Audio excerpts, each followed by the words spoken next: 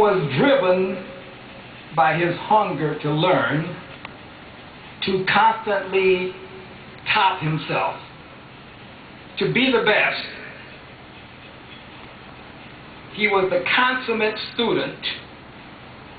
He studied the greats and became greater. He raised the bar and then broke the bar. His talent and creativity thrust him and entertainment into another stratosphere.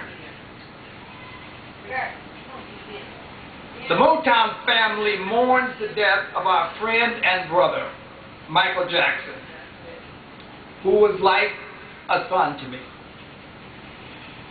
Our deep condolences go out to all his family, his parents, Joe and Catherine,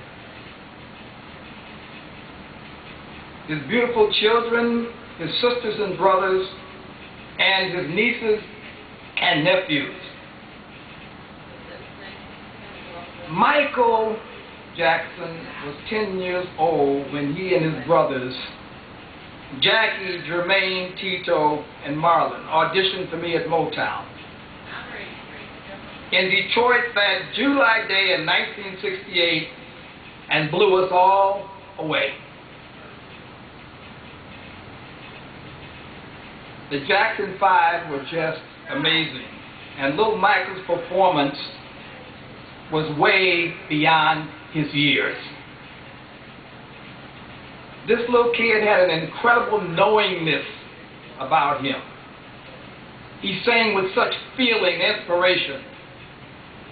Michael had a quality that I couldn't completely understand, but we all knew he was special.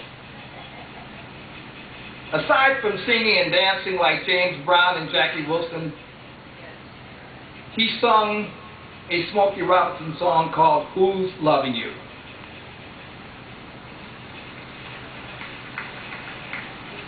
He sang it with the sadness and passion of a man who had been living the blues and heartbreak his whole life. And as great as Smokey sang it, I thought Michael was better. You know. I went to Smokey and I said, hey man, I think he got you on that one. Smokey said, me too.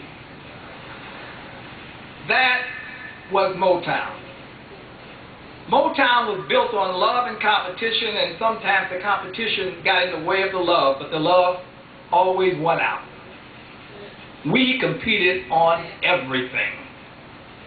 In California, we had a baseball game every week, the Jacksons versus the Gordys.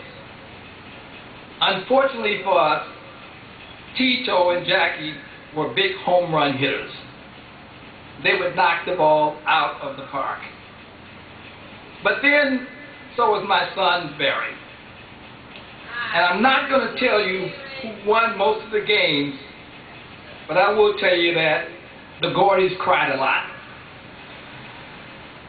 And even though little Michael was the catcher for the Jacksons and missed a lot of balls, we still cried a lot. But we swam and we joked and we played games. And when Michael performed his songs, you could feel the happiness in his soul, because that's what he loved to do. Michael inspired me so much that for days I walked around humming a bright little happy tune with him in mind. Oh baby, da da dee, da da, da da da da. Then I put a group together and we came up with 4 hit records for them. I Want You Back, ABC, The Love You Saved, and I'll Be There.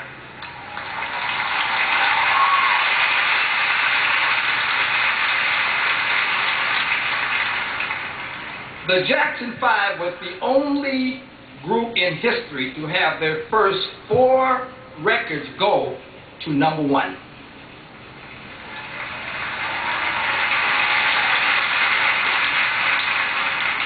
In 1983, 1993, the brothers reunited and returned to do Motown's 25th anniversary show. After a high-powered, dazzling medley of their songs, Michael took the stage alone and made pop history. From the first beat of Billie Jean and the toss of that hat, I was mesmerized. But when he did his iconic moonwalk, I was shocked. It was magic.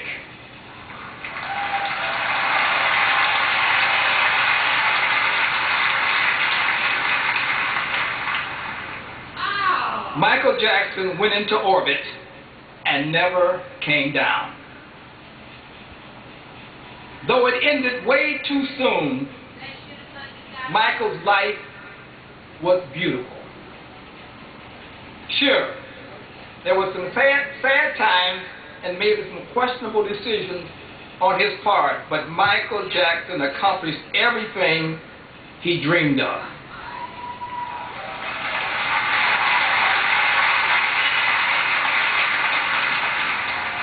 At 10 years old, he had passion. He had passion to be the greatest entertainer in the world, and he was willing to work as hard to do whatever it took to become what he indeed became, the undisputed king of pop, the world over.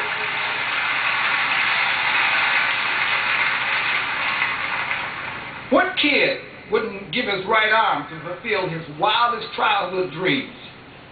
Michael loved it all, every moment on stage, every moment in rehearsal.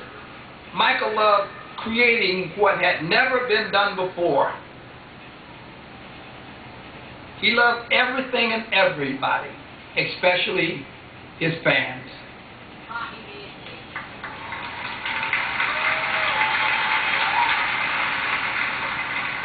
I must say, though, that he did have two personalities. Off stage, he was shy, soft-spoken, and childlike. But when he took the stage in front of his screaming fans, he turned into another person. A master, a take-no-prisoners showman. It was like kill or be killed. I mean, Michael was awesome. Totally in charge. In fact, the more I think and talk about Michael Jackson, I feel the king of pop is not big enough for him. I think he is simply